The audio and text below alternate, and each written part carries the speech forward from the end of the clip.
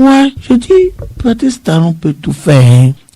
Il peut tout faire parce que c'est un homme et il est dans la peau d'un homme. Mais il n'est pas Dieu. Et il ne saurait jamais être Dieu. Parce que s'il était Dieu, tel qu'il se comporte là, je peux dire que tout ce qu'il fait sera éternel. Il n'est pas Dieu. Et un jour, Dieu va prononcer son verdict. Et quand Dieu va prononcer son verdict, il verra qu'il avait tort de planifier tout ça là sur le Bénin. Parce que le problème, c'est ceci. Si quelqu'un avait un esprit aussi mauvais, c'est-à-dire ce plan machiavélique, si un politique avait déjà un plan machiavélique comme il le fait aujourd'hui, je suis sûr que lui ne pourra même pas avoir la chance de connaître le Bénin sous le président Yahya Bouni.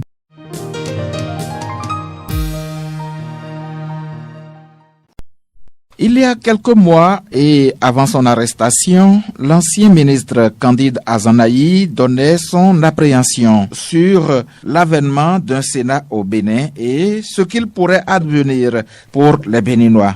Aujourd'hui, les faits donnent-ils raison à cet analyste de la vie politique qui connaît mieux que quiconque les Béninois et les politiques béninois précisément? Ces propos, nous les réécoutons. Alors, venons au Sénat béninois. Pourquoi ce n'est pas un Sénat? L'esprit qui est à la base est quoi? L'esprit qui est à la base est que Patrice Talon est en fin de cycle. C'est-à-dire, il a dit, je viens faire 5 ans. Avec 5 ans, on peut faire le job. Il a dit au Bénin. Vous avez entendu? Il a dit devant le président français, François Hollande. François Hollande l'a regardé avec le clin d'œil. Mais voilà ce monsieur qui se donne, il se tape 45 jours dessus. Et il voit que ça va finir. Et puis ça va finir, et qu'il ne peut plus, c'est maintenant la honte, il ne peut plus venir ouvrir sa bouche pour dire, je veux encore. Les manœuvres ont commencé. Et c'est ces manœuvres-là. Il va quitter et il va être repositionné au niveau du Sénat. Mais dans quel esprit? Écoutez très bien l'esprit. Et faites attention. Et je vais vous faire aussi une révélation qui va se passer. Il y aura une nouvelle révision. Il y aura une nouvelle révision de la Constitution. Parce que ce qui s'est passé là, ça s'est passé dans une précipitation et tout n'a pas été réglé comme cela se doit. Et il y a les failles. Moi, je connais les failles. Je vais donner un peu maintenant. Les autres, je vais garder d'abord. Et il va vous rassurer de quelque chose. Il n'ira nulle part. La rupture n'ira nulle part. Talon, ils n'iront nulle part. Parce qu'ils font de l'incongru, de l'illogique. La base de la démocratie, c'est la séparation des pouvoirs. On va créer une structure en fin de mandat. Le président Talon en fin de mandat. Alors que plus rien ne le concerne dans les issues du pouvoir. Personne ne peut s'asseoir pour parler du pouvoir de Talon. Il a consommé tout son crédit. Et c'est lui qui va créer une structure qui va être exécutive, législative, juridictionnelle et policière. Une structure qui va punir des gens sur leurs mœurs. Les mœurs politiques, le Sénat là va contrôler les mœurs politiques. Mais ça veut dire quoi? Vous avez bien lu le Sénat? C'est ça qui fait que ce n'est pas un Sénat. C'est quelque chose qui est créé pour confisquer le pouvoir dans l'esprit d'installer une junte à la tête du pays. C'est tout. Et c'est une junte. Ils n'ont pas quitté. Je les connais. Ils vont revenir par une autre forme. Quand vous avez entendu Candide Azanahi? Je vais vous dire que Azanahi, quand je l'écoutais, paraissait comme un oli chez nous. C'est-à-dire que vous faites des révélations sur le futur et ça vous fait tomber des nuits, quoi. Je n'ai pas compris. Moi, je sais que Azanahi a parlé, il a annoncé des choses, mais je n'ai jamais eu le temps de l'écouter correctement tel que je l'ai écouté maintenant. Ça veut dire que tout était déjà dit aux Béninois. Tout était déjà dit aux Béninois. Et je dirais que ce qui nous arrive aujourd'hui, c'est une complicité contre le peuple béninois. C'est une complicité contre le peuple béninois. Vous savez, c'est maintenant que je comprends pourquoi on a arrêté Azanahi. C'est maintenant, c'est à partir de ces Son propos. procès n'est pas encore fait. Non, je dis, je comprends. Ça fait partie de son arrestation. Parce que c'est un peu comme... Parce qu'il est devin. Il a révélé le plan machiavélique du président Patrice Talon. Et je dis que, avec ça là, il me rejoint où je le rejoins. Quand je disais la dernière fois que si Patrice Talon n'avait pas préparé le Sénat, il prendra en otage le pouvoir. Il prendra en otage le pouvoir central, c'est-à-dire la présidence, il ne va pas descendre. Même s'il finit, comme l'autre a dit, s'il finit ses crédits, il ne va pas quitter le pouvoir. Et c'est ça, vous l'avez vu, tel que Azanaï a dit là, c'est celui qui a vécu avec quelqu'un qui peut mieux le connaître. Et Dini est dans Boufidi.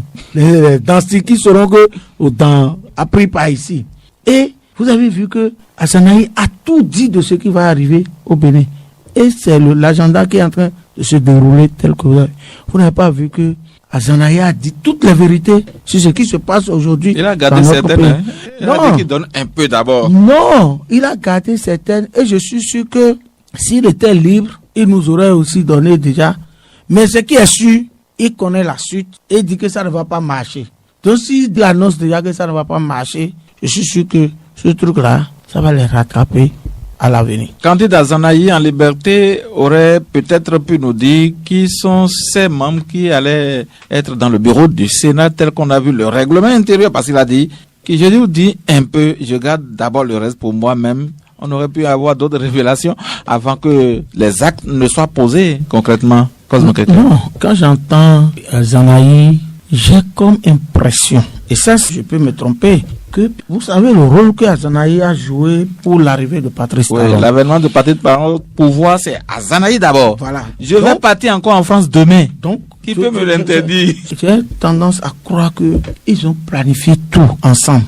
Et il lui a dit, bon, je vais faire ci, je vais faire ça, je vais faire ci, voilà. Et voilà la méthode pour aboutir. Donc, ou c'est Azanaï lui-même qui est peut-être l'acteur principal de ce qui Patrice Talon devrait faire pour rester au pouvoir ou peut-être garder le pouvoir entre ses mains. Vous savez que c'est parce qu'il n'est pas d'accord qu'il a quitté l'équipe. Justement. Et peut-être qu'ils ont fait ça ensemble. Et il a vu que l'autre peut-être devient un peu plus malin que lui. Il a dit, bon, ou bien tout ce que nous avions comploté contre le peuple là, je ne peux pas assumer ça. Donc il s'est retiré et a commencé par nous parler de ça. Sinon, comment Azanaï est un homme au pair, c'est-à-dire il n'est plus homme quoi. Si ce n'est pas qu'ils sont restés ensemble pour planifier tout ça, ça veut dire qu'Azanaï lui-même là, il doit être un divin comme on le dit, et il connaît déjà, c'est-à-dire ce que le président Patrice Talon est.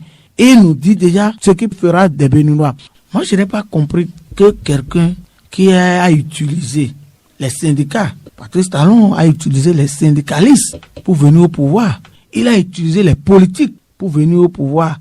Il a utilisé les opérateurs économiques pour venir au pouvoir. Il a utilisé tous les secteurs, même les médias qu'il est en train de mépriser aujourd'hui, il les a utilisés pour venir au pouvoir. Les réseaux sociaux surtout.